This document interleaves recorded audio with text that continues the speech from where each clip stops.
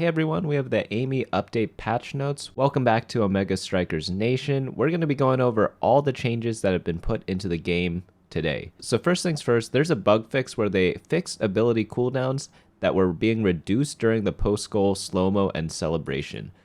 I actually kind of noticed that sometimes my ultimate timer was shorter once the next round started than when a goal was just scored. So I did definitely notice this. I didn't know it was a bug though.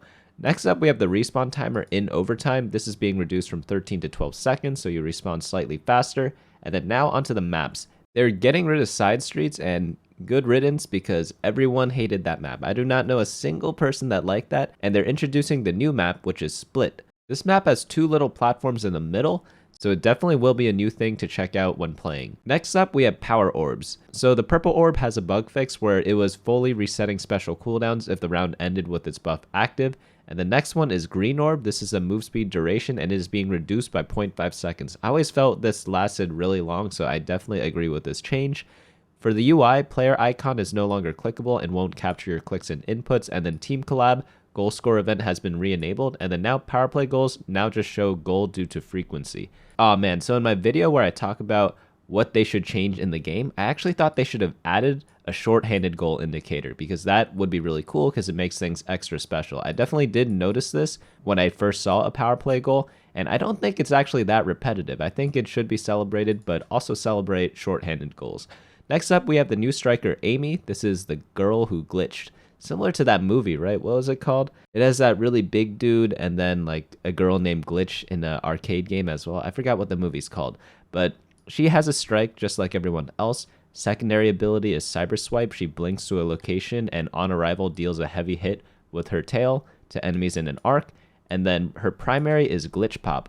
Launch an unstable glitch projectile that grows as it travels. The glitch bursts or recasts on max range, dealing a medium hit away from its center point to nearby enemies. And then her special is Firewall Sentry. Create a turret that launches a firewall of projectiles in a fixed direction. Each one deals a medium hit to the first enemy struck. So this first ability is very similar to Estelle's, but it's a little different because it hits enemies in an arc. Glitch Pop is similar to Era's special ability, but this one obviously works a bit differently. And then the last one is Firewall Sentry. I think this is more like Kai's primary, but in a much bigger way. I'm definitely excited to try her out, and I'm actually going to come out with a video probably tomorrow about choosing which strikers you should play. So if you are unsure or haven't quite found that special someone quite yet, either in real life or in the game, definitely check out that video tomorrow. Now onto the strikers. So we have Asher. She's going to get a slight nerf. Move speed over levels is being reduced, and move speed at max level is being reduced by 25 as well. Strike barrier, the passive barrier duration is being reduced by half a second. Knockback reduction is being removed as well, but the damage from hits in the direction of her passive barrier is unchanged. There's also a bug fix where a passive barrier could deal light damage hit each time Asher used strike to rotate it. It should only deal a light hit every 0.4 seconds to a unique target. So definitely big Asher nerfs here. Obviously a very strong character from before, so it makes perfect sense. Now onto Dubu. Dubu's probably like the strongest goalie right now, and he's being nerfed. So move speed over levels reduced by 50. Holy cow. So he's going to be the same speed as Asher now. And then rollout, cooldown is being increased by 1 second.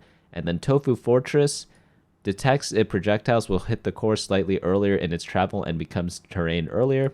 I noticed this a lot where you score a goal as Dubu is throwing a Tofu Fortress out point blank, and it misses the target, so it is a very good fix there. Terrain hitbox is slightly larger when detecting the core, so if the core were to pass between wall pillars, it should be easier to see that it was a predictable outcome. Now on to Era. Era I felt really strong as well, and her cast duration of her primary is being reduced, and Era is now rooted for the full cast of Bewitching Beam, so you have to stay in place when you cast this.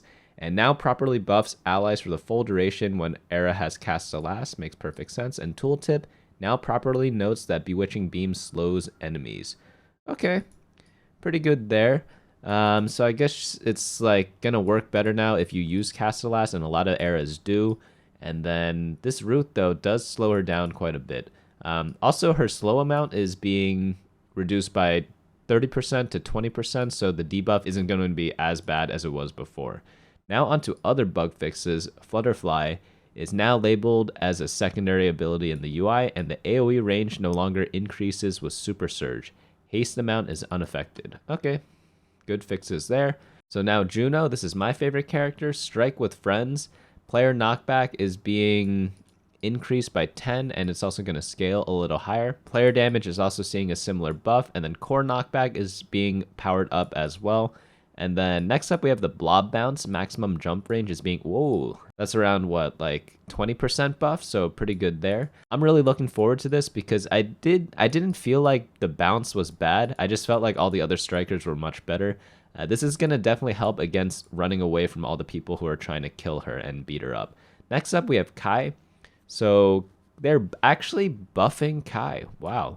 So they want him to be played more as a forward and not so much as a goalie, I guess. Or I should say they didn't want to nerf his goalie.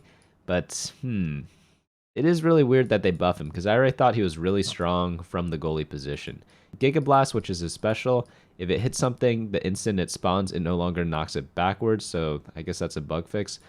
Okay, interesting. I would have expected actually kind of like a Kai nerf to his movement speed because I think he gets a little too fast.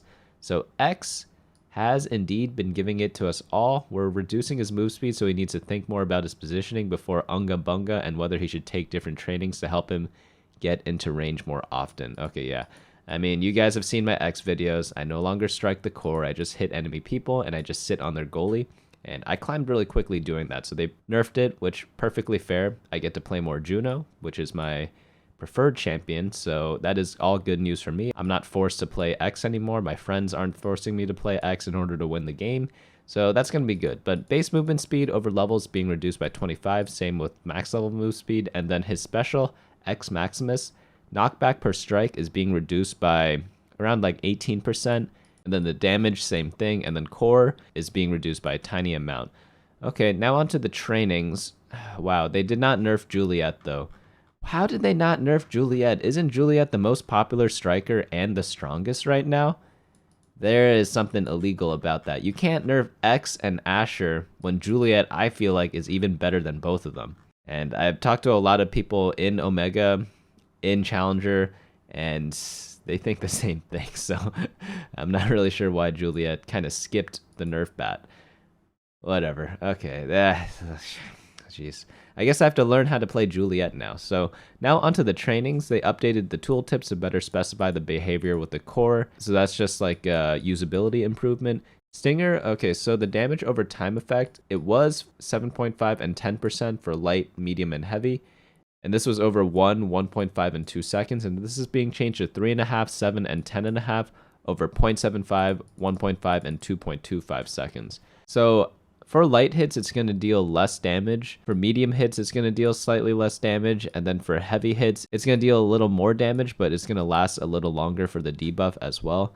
So I guess this is a nerf overall because it does seem like the damage is lower for like light and medium hits. It depends what type of hits your champion is dealing with.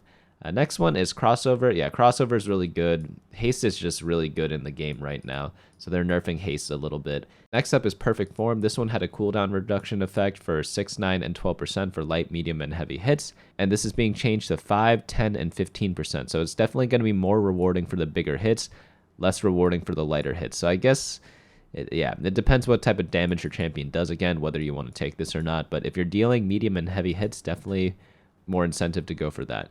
Next up is stacks on stacks. Okay, so stacks per hit is being changed from 234 to 246, and then speed converted to power at maximum stacks is being reduced from 6% to 5%. Okay, so it's easier to stack up, but you are going to have less value at the end. That's fine. And then build difference, size increase being nerfed a bit, so goalies are definitely affected by that. Tempo swing, damage based on user's maximum stagger is being changed from 2, 3, and 4% to 1, 2, 3, and the healing modifier is being increased. So I guess that means it deals less damage, but you get to heal a little bit more. So overall, the net change is probably similar healing, but less damage. And then cast to last no longer increases the duration of buffs or haste you receive from allies. Ooh. So this is a nerf to Era because she buffs her allies a lot. Anyone who buffs their allies are pretty much just being nerfed by this. I guess that's fair, right? Yeah, it thematically makes sense to have this be the case. Eject button, remove 5% increased cooldown for movement abilities. So this is a direct buff to Luna. It also has a new sound effect and more fixes to prevent the return indicator from being invisible. Okay, I'm very surprised by no Juliet nerf. Is there like, okay, there's a discussion over here. I'm gonna control F Juliet. No nerfs to Juliet. Okay, very surprising. Okay, I'm not the only one that thinks this. That's really weird. Like, doesn't make any sense to me at all. But let me know your thoughts down below in the comments, what you guys thought of this patch, and let me know what you think they missed or they went too overboard with either a nerf or a buff. But I hope to see you all in our future videos. Again, I'm going to be going over which champions you guys should be playing based on what type of archetypes you guys like, and that'll be available tomorrow most likely, so I hope to see you all there.